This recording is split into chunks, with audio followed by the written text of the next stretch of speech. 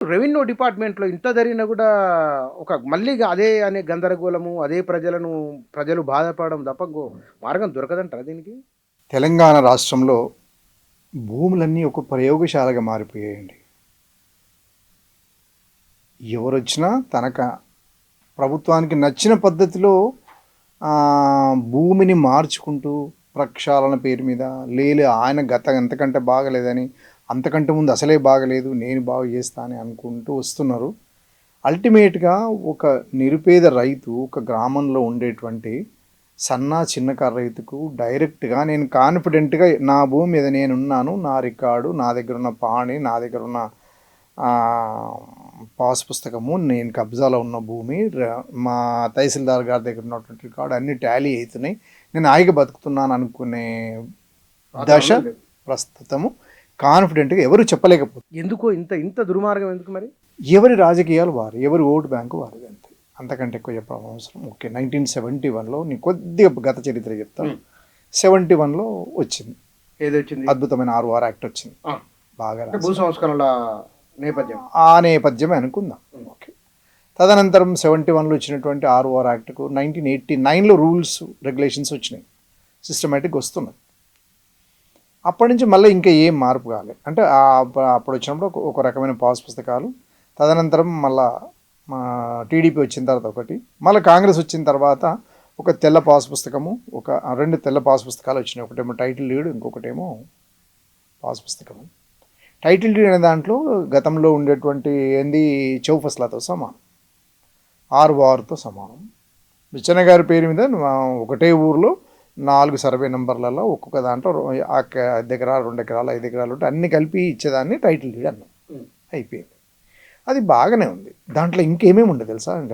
విచిత్రం ఏంటంటే దాంట్లో మీరు లోన్ ఎంత తీసుకున్నారు, భూమి వాల్యూ ఎంత, భూమి రకం ఏంది, ఏమి కులం, ఏమి మతం, భూమి పనికి వచ్చేదా పనికి రాందా, నువ్వేమైనా లోన్ తీసుకున్నావా, సబ్ రిజిస్ట్రార్ వాల్యుయేషన్ కూడా దాని మీద ఉండేది. తర్వాత నీకు పన్ను ఎంత వసూలు అయ్యేది కూడా అంత రాసి ఉండేది. ఇన్ని వివరాలు ఉన్నాయి ఆ పాస్ పుస్తకం. ఇంకేం కావాలి? చాలా ఎఫెక్టివ్గా. అయితే ఇంకా ఫర్దర్ వచ్చిన తర్వాత కాంగ్రెస్ గవర్నమెంట్ వచ్చినాక ఏమైందంటే దాన్ని లోన్ ఇవ్వాలి. అంజమన్ లోన్స్ అంటారు, క్రాప్ లోన్స్ అంటారు, తర్వాత ఎరువుల లోన్, ఇవన్నీ ఉన్నాయి. ఇవన్నీ ఇథనాల్ లోన్ అవన్నీ తీసుకోవడానికి ఆ టైటిల్ పుస్తకం ఏదైతుందో నీ భూములు అన్నిటి విస్తీర్ణం తీసుకొని పోయి బ్యాంకులో ఉంచుకొని లోన్ ఇచ్చేవాళ్ళు. It was the process. అంటే ప్రభుత్వాలు ఏవైనా రిఫార్మ్స్ అనేది అవసరమే, కాదని అంటలేను, చేయాలి కూడా. మన టీఆర్ఎస్ గవర్నమెంట్ వచ్చిన తర్వాత ఉద్దేశం మంచిదే. నేను ఇమ్మీడియట్గా దాన్ని డిస్ప్యూట్ చేయను. నాకు అది ధరణి. ఆయన ఏమన్నారంటే ప్రతి ఆయన సొంతానికి అనుభవం అన్నట్టుగా ఏదో చెప్పుకొచ్చారు. ఆయనను ఆపుతారనేది నేనైతే అనుకోను. ఆయన సొంత భూమి రికార్డు కావాలంటే కూడా డబ్బులు ఇచ్చే వరకు ఇవ్వలేదు అనేది ఆయన ఆరోపణ. గత ప్రభుత్వం ఆరోపణను, ఆవేదనను అది తెలియదు. అంటే నాకే ఇట్లయితే మిగతా వాళ్ళకి ఎట్లయితుందో అనేది ఒక ఆలోచన చేసిండు ఆయన.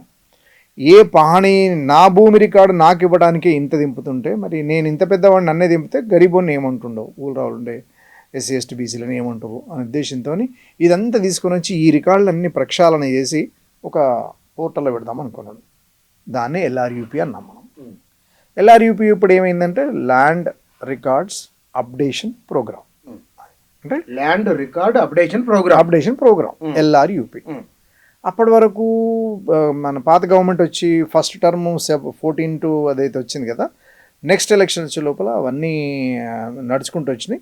17 వచ్చిన తర్వాత ఈ రికార్డ్స్ అన్ని తీసుకొని వచ్చి పానికి ఎక్కించి మన కంప్యూటరైజ్ చేసుకున్నాం. సిస్టమేటిక్గా పోయింది.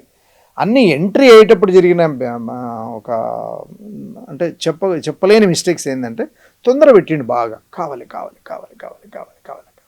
అప్పుడు మీరు సర్వీస్లో ఉన్నారా? అప్పుడు నేను ఉన్నా.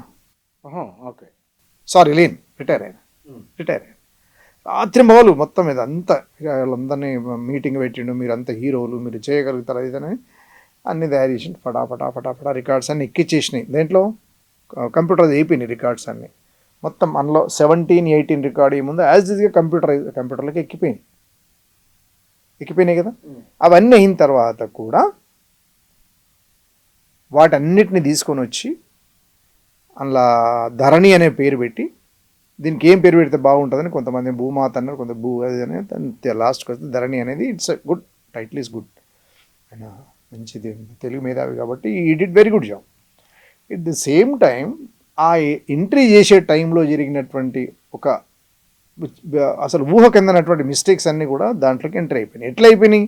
ఇప్పుడు మీ ఇంటి పేరు పెద్దగా ఉన్నది, పెద్ద లింగన్న గారి మీ ఇంటి పేరు ఏదో ఉంటుంది, అది మొత్తంతో టైప్ చేసేటప్పుడు ఇంగ్లీష్లో టైప్ చేస్తే తెలుగులో డిస్ప్లే కావాలి.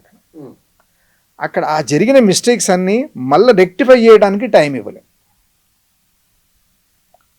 ఇచ్చినా కూడా ఒకరు ఇద్దామని ఆయన మనసులో ఉన్నా కూడా ఇప్పుడు ఆఫీసర్లు ఉంటారు కదా, ఎవరి మెప్పు వాళ్ళ తిప్పలు లే అయిపోయిందండి, ఎవ్రీథింగ్ ఇస్ డన్ అది అని అంటే కదా ఓకే అని అది యాక్సెప్ట్ అయ్యి దాన్ని ధరణి అనే పోర్టల్ తీసుకుపోయి పెట్టేసి రిలీజ్ చేసింది గవర్నమెంట్. అయిపోయింది కదా. అయిపోయిన తర్వాత అది ఇట్ వాజ్ ఓకే. చేస్తున్న ఈ క్రమంలోనే తహసీల్దార్స్కి అందరికి కూడా ఆ మామూలు తహసీల్దార్ కాకుండా జాయింట్ రిజిస్ట్రార్ హోదా ఇప్పించేసి ఇక నుంచి మీరు సబ్ రిజిస్ట్రార్ వెళ్ళాల్సిన పని లేదు, ఇక్కడనే జాయింట్ రిజిస్ట్రార్ అనే హోదా ఇచ్చేసి registration succession all types of revenue డిస్ప్యూట్స్ని ఇక్కడ క్లియర్ గట్టిగా ఆర్డర్ ఇచ్చేసింది ప్రభుత్వం. It was running running. అప్పుడే లోపాలు వచ్చినప్పుడు దాన్ని రెక్టిఫై ఎందుకు చేయలేకపోయిన అనేది అన్నారు. చాలామంది అడిగారు సార్ ఇట్లా ఉన్నది అని అంటే కూడా నో అవన్నీ మీరు ఏదో చెప్తారా మీరు అవన్నీ ఉండదు తర్వాత చూసుకుందాం లేని పద్ధతిలో. అక్కడ అవుట్లు ఏమైందంటే ఒక పట్టేదారులో తండ్రి పేరున తప్పుపడింది, లేకపోతే పట్టేదారు పేరున తప్పుపడింది. ఈ రెండు కరెక్ట్ ఉంటే విస్తీర్ణాలలో తేడా వచ్చింది, ఈ రెండు కరెక్ట్ ఉంటే భూమి యొక్క రకం తేడా వచ్చింది, ఈ మూడు కరెక్ట్ ఉంటే కులంలో తేడా వచ్చింది. ఇవన్నిట్లా లేపు ఇది కాకుంటే ప్రధానంగా ఎఫెక్ట్ అయింది విస్తీర్ణాలు. 2 ఎకరాల 19.5 గుంటలు ఉంటే 2 ఎకరాలు 0.9 గుంటలు రావచ్చు, లేకపోతే 2 ఎకరాలు 29 గుంటలు కూడా వచ్చిన రాంగ్ ఎంట్రీ ఇవ్వలేదు. స్పీడ్ తొందర ఇట్స్ ఆల్ అంటే ఒక మాన్యువల్ ఆపరేషన్ నుంచి ఒక ఎలక్ట్రానిక్ తీసుకునేటప్పుడు మళ్ళీ మాటికి 2-3 సార్లు చెక్ చేసి కనుక చేస్తుంటే ఈ మిస్టేక్స్ రిపీట్ అయ్యేది కాదనేది ఇదంతా రిపిటేషన్ అవుతుంది. నేను మళ్ళీ అందుకనే చెప్తున్నా, చాలా సార్లు చెప్పాను. వీళ్ళు ఏం చేసినట్టు 2 ఏళ్లలో వీళ్ళు ఇప్పుడు పేపర్ తీసుకుని చూడండి మీరు. లేదు సార్ ఇప్పుడు ఒకసారి మీరు నేను పాయింట్కి వస్తున్నా. అయిపోయింది అంటే ఎక్సలెంట్ ఫెసిలిటీ. అందులో ఏమొచ్చింది, ఇక పటవారి దగ్గరికి వెళ్ళాల్సిన అవసరం లేదు, మనం ఇంట్లో కూర్చొని రికార్డు చూసుకోవచ్చు. అమెరికాలో చూసుకోవచ్చు, ఎక్కడ చూసుకోవచ్చు. రిజిస్ట్రేషన్ పోగానే స్పాట్లో రిజిస్ట్రేషన్, ఇట్స్ ఎక్సలెంట్ ఫెసిలిటీ. తర్వాత సక్సెషన్ మంచి ఫెసిలిటీ. అది అయిపోయిన తర్వాత ఇవన్నీ తీసి ఒకటే చెడు జరిగిందని అందరము మీలాంటి వాళ్ళు మాట్లాడి అందరం కూడా చెప్పినాం. తర్వాత ఈ ప్రభుత్వం మారేటప్పుడు చేసిన ఇదేంటంటే మేజర్గా దాన్నే ఎక్స్పోజ్ చేస్తూ మేము దీన్ని తీసుకుపోయి వేరే బంగాళాఖాతంలో కలుపుతామని అన్ని ప్రగల్భాలు అవి ఎన్నికల ప్రచారం చెప్పారు కదా. అది ఒక మెయిన్ స్లోగన్ అదే, ఎజెండానే అది. అవును, ధరణి తెలంగాణ ప్రజలను నానా హింసకు గురి చేసింది కాబట్టి మనము దీన్ని మారుద్దాము, ఇవన్నీ చేద్దాము, ఏమో చేద్దామని ప్రజలు బాగా నమ్మిండ్రు, అధికారం తెచ్చారు. అంటే గత ప్రభుత్వాన్ని ఎప్పటి వరకు మాట్లాడాలి? ఒక 6 నెలల వరకు మీ రాజకీయ ఉండొచ్చు, మీ ఇంట్రెస్ట్. మరి అది తీసుకుపోయి బంగాళాఖాతంలో వేసి వేయటానికి ఏమేస్తావు? రికార్డుని తీసుకుపోయి వేస్తారా? సిబ్బందిని తీసుకుపోయి బంగాళాఖాతంలో వేస్తారా? లేకపోతే ప్రజల భూములను తీసుకుపోయి బంగాళాఖాతంలో ఇంతవరకు ప్రాపర్గా డెఫినేషన్ లేదు. దాని పేరు మాత్రం అద్భుతంగా మార్చారు, భూభారత ఇవన్నీ అని అన్నారు. భూభారతిలో ఏం జరిగిందంటే ఏమీ మార్పు లేదు. ఒక్క ఫెసిలిటీ ఏంటంటే దానికి చట్టబద్ధత లేదు. దీనికి అసెంబ్లీలో పాస్ చేసి రకరకాల డిబేట్స్, ప్రజాభిప్రాయాలు తీసుకున్నారు. అవన్నీ తీసుకొని పెట్టిన తర్వాత ఏమీ మార్పులు రావడం లేదు. ఎట్లున్నది అట్లే ఉంది, ఎట్లా చేసిన కూడా అట్లే ఉన్నది. ఏమేమి జరుగుతుంది అని అంటే ఒక ఫెసిలిటీ ఏమి ఇచ్చిండు, ఆర్డీఓ గారికి అప్పీల్ ఫెసిలిటీ ఇచ్చాడు.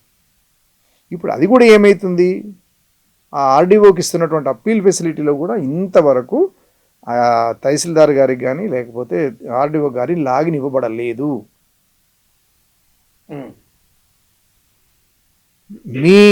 మీ రిజిస్ట్రేషన్ అప్పుడు ఏదన్నా పొరపాటు జరిగితే ఆర్డీఓ దగ్గరికి చేయాలి అని అనుకున్నప్పుడు మీ కాగితాలన్నీ తీసుకొని ఆడికి పోవటానికి వీలు లేదు, ఆన్లైనే అప్లోడ్ చేయాలి. అప్లోడ్ అన్నీ తీసుకోవడం లేదు.